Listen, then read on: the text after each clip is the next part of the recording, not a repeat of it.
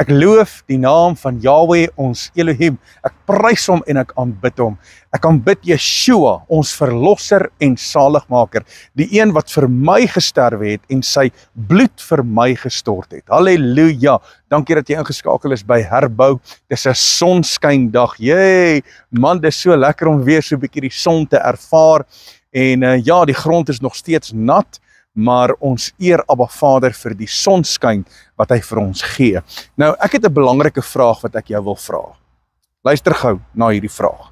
Wat beteken die bloedverlossingswerk van Yeshua vir jou? Wat beteken dit vir jou? Dink so 'n bietjie daaroor. Wat beteken die bloedverlossingswerk van Yeshua vir jou? Kan ek vir jou sê wat dit vir my beteken? Ja, dit beteken vir my absoluut alles. Want nou dat ons in hierdie periode is, en dis Pessach, en waar die lammetjie ingebring is, en die lammetjie word geondersoek vir 4 dae lank, en dit praat van Yeshua, ons lam, wat vir ons geslag is, dan besef ek die prys wat hy betaal het vir my verlossing, vir jou verlossing. So die bloedverlossingswerk beteken absoluut alles vir my. Want sonder die bloedverlossingswerk van Yeshua, ons verlosser en saligmaker, sou ek en jy dit nooit gemaak het nie. Nooit. Want vanweë die feit dat hy my skoon gewas het deur sy bloed, en dat ek nou aan hom behoort, en ek is wedergebore, en ek behoort aan hom, aan 'n verbond gebind deur sy bloed. Daardeur het ek nou 'n liefde teenoor hom, vir waar hy my uitgehaal het, en daardeur kan ek nou begin wandel in sy weë. Ek wil vir jou 2 gedeeltes lees uit die woord uit. 2 gedeeltes. In die boek van die apostel Johannes. Nou dis die apostel Johannes, die sendbrief van die apostel Johannes, van 1 Johannes hoofstuk 1, en dan gaan ek vir jou 1 Johannes hoofstuk 2 lees. Ek wil vir jou 2 gedeeltes lees, wat baie belangrik is in terme van ons wandel met die lewende God. Want as jou lewe uitmekaar uitval, en jy het moeilike omstandighede, en jy het hulp nodig, jy het werklik waar Yeshua nodig, wil ek hierdie skrif vir jou gee. Want jy sien, elkeen van ons het hom nodig. Ja, mense, daar's nie 'n dag wat verbygaan wat ek nie kan sê, maar ek het hom nie vandag nodig nie. Elke oomblik van die dag het ek hom nodig. Yes, ek kan nie sonder hom nie. Ek kan nie sonder sy bloedverlossingswerk nie. Ek kan nie sonder sy teenwoordigheid nie. Dis vir my so belangrik.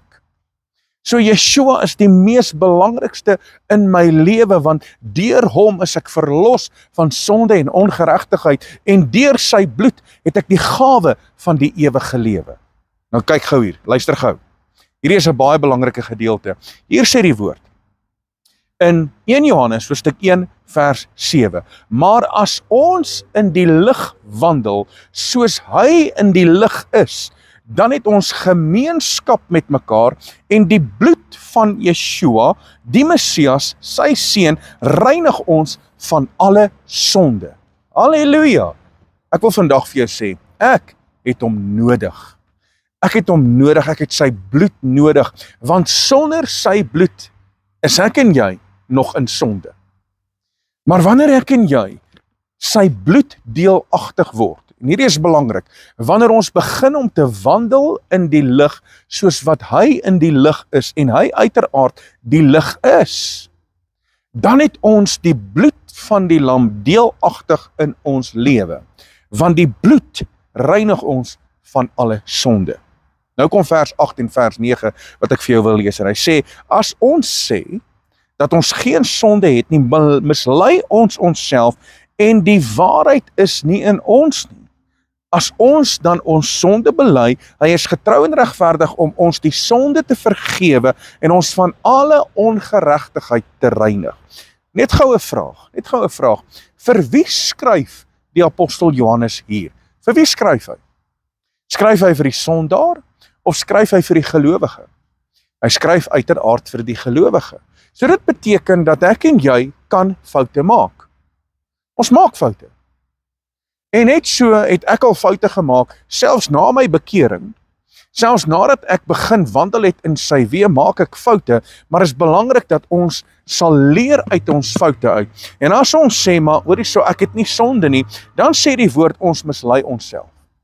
So dit beteken nie dat jy kan wel in heiligmaking lewe en jy kan wel strewe na volmaaktheid en jy kan wel oorwinning behaal oor die vlees, want dit moet 'n proses, dis 'n proses en dat jy moet dit toepas. As ek lees in die woord, dan lees ek in die boek van Lukas hoofstuk 1 lees ek dat daar is 2 mense wat in al die gebooie van Jahwe volmaak gewandel het.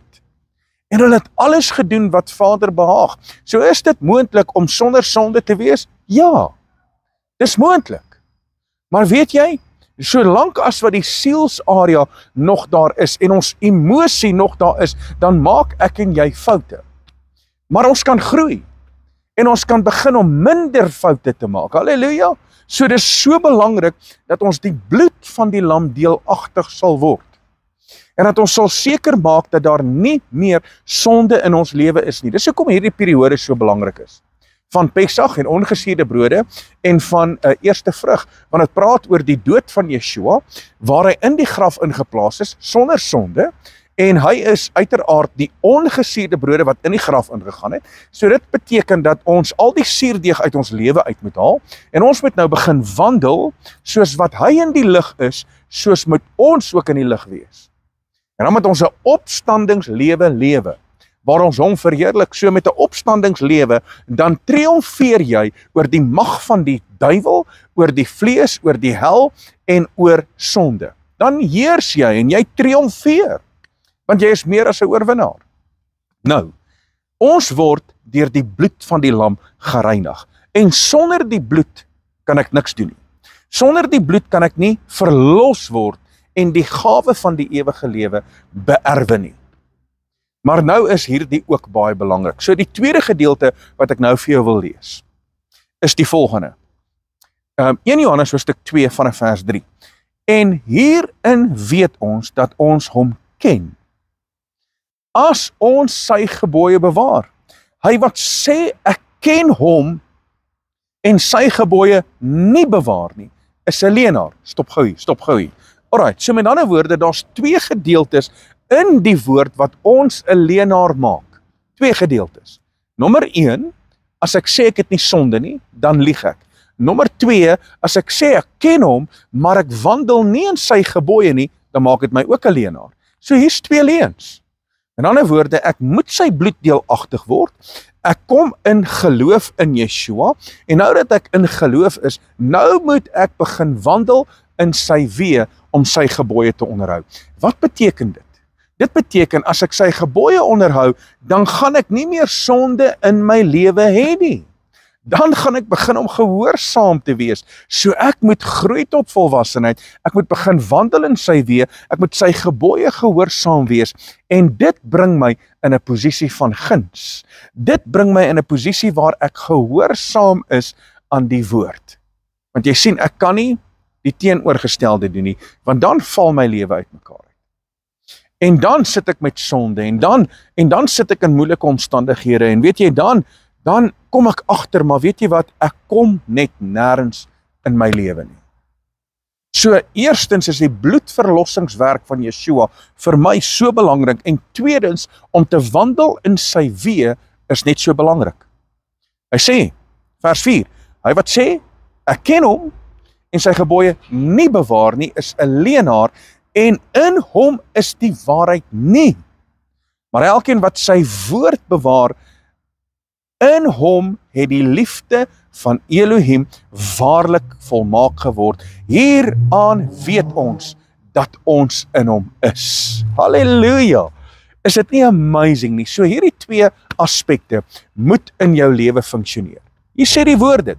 Eerstens die bloed, met ander woorde, die bloedverlossingswerk van Yeshua, ons verlosser en saligmaker. Tweedens moet ek dan wandel in sy gebooie en sy wet onderhou. En dit is nou natuurlik alle aspekte. Met betrekking tot sy feeste, want dit is die feeste van Jahwe, met betrekking tot die 10 gebooie, met betrekking tot sy insettinge en sy verordeninge wat ek moet onderhou. Want dit beteken ek het hom lief. Wat gebeur in jou lewe wanneer jy hom liefhet bo alles? Dan begin die liefde van Jahwe oor jou manifesteer. Dan begin sy goedheid en guns oor jou manifesteer. Dan kom die dinge wat stikkend is en gebroke is in jou lewe, dan kom dit in lyn. Weet ek het met my eie oë het ek al gesien hoe families herstel word, die oomblik wanneer hulle op 'n Vrydag aand begin om Shabbat te onderhou en hulle seën mekaar. Die man seën die vrou en die vrou seën die man en die man seën die kinders, dan sien jy die herstel in die huishouding. Jy beleef dit. So met ander woorde, die oomblik wanneer jy terugkom na die volmaakte woord en die volmaakte liefde van Jahwe, dan bring dit 'n herstel in jou lewe. En dis hoe ons lewe moet herbou. Eerstens met die bloed van die lam, tweedens deur sy gebooie te onderhou. Halleluja! So mense, ek wil hierdie met jou deel, veral nou oor hierdie periode, want dis Pessach. En vir my, die belangrikheid van die bloed van die lam is van kardinale belang. En ek en jy het weer nodig om net weer stil te staan en sy bloed deelagtig te word, om seker te maak dat ons is sondevry. En wanneer ons sondevry is, dan begin ons wandel in heiligmaking om sy naam te vereer en te verheerlik. En dit is deur sy gebooie te onderhou. Halleluja, dankie dat jy ingeskakel is. En dankie dat jy vandag hierdie woord hoor en luister.